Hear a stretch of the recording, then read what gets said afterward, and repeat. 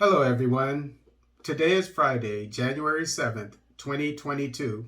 Conflict in South Sudan and Sudan border leaves 24 dead. This article is taken from the East African. At least 24 people have been killed in the last few days following clashes between Mesariah nomads from Sudan and residents of Awil, East County of northern Bahar El Ghazal state of South Sudan. The state's information minister confirmed on Wednesday. Speaking to the East African on the phone, Northern Bahar El Ghazal information minister William Anyun Kuo said fresh clashes on Wednesday morning left 15 more killed.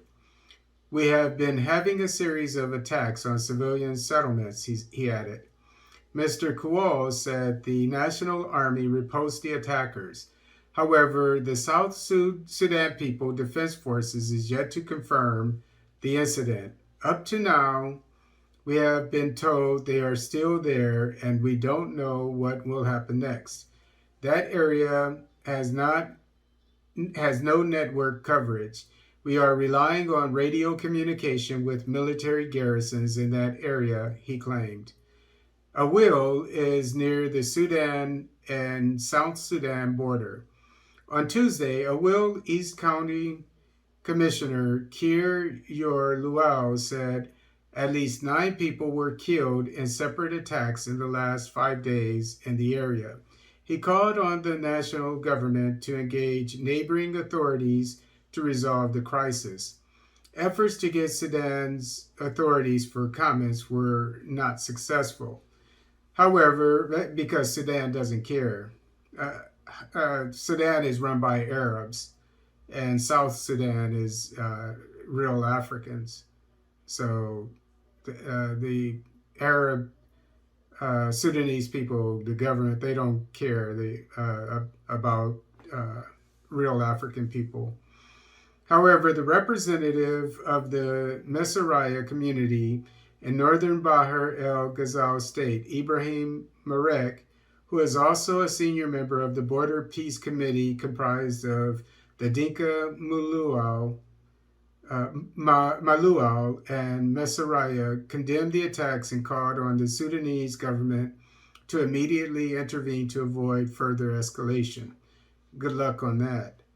Past attacks in Awil have been associated with conflict over grazing land between the Sudanese Mesariah nomads and the South Sudanese Awil locals.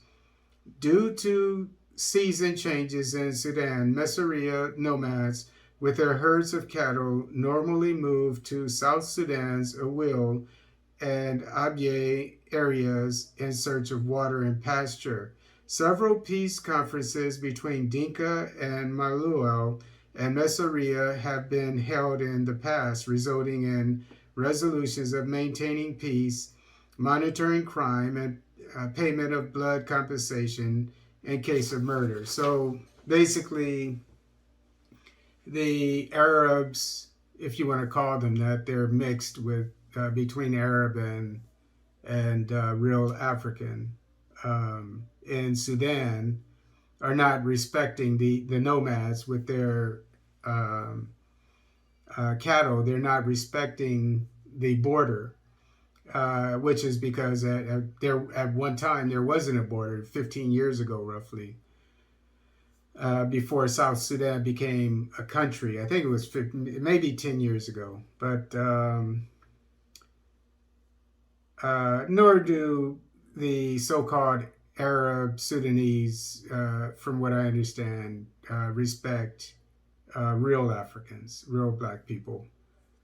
And so, because of droughts and climate changes, weather changes, etc., they have to go from place to place wherever there is vegetation for their cattle. And probably historically, it seems to be what the article is saying. Historically, they would go to that region, which is now a part of another country. And so they're not supposed to go there. So obviously, it's a problem with traditional people who, in my opinion, don't belong on the land anyway, the Arabs. Uh, uh, not keeping up with modernity. And nowadays, modernity, it dictates that people should respect borders, other people's land, etc.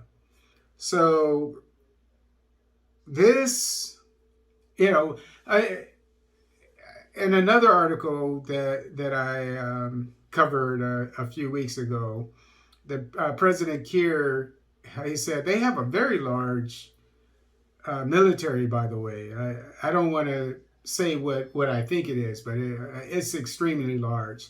The only problem is, as Kiir said, the UN will not allow them to import weapons. Why? I don't know. This is South Sudan. And so the South Sudanese government, the military, I'm assuming, is quite weak compared with the Sudanese military, which is relatively strong, I believe. Um, so there's no way that the South Sudanese people will be able to go toe to toe with the Sudanese people, the so called Arabs. So this is a problem.